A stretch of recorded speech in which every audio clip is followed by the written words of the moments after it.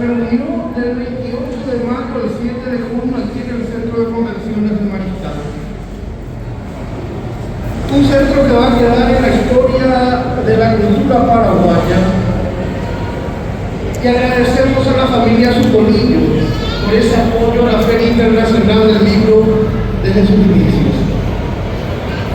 10 años de habernos recibido en este lugar. Gracias por eso, familia Zucolillo. Este es el último año en el que la Feria Internacional del Libro se va a realizar en este centro de convenciones.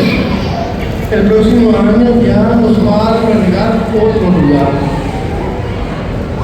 También este año nos acompañó como país invitado de honor los Estados Unidos de Norteamérica, en el año de sus 250 años de independencia.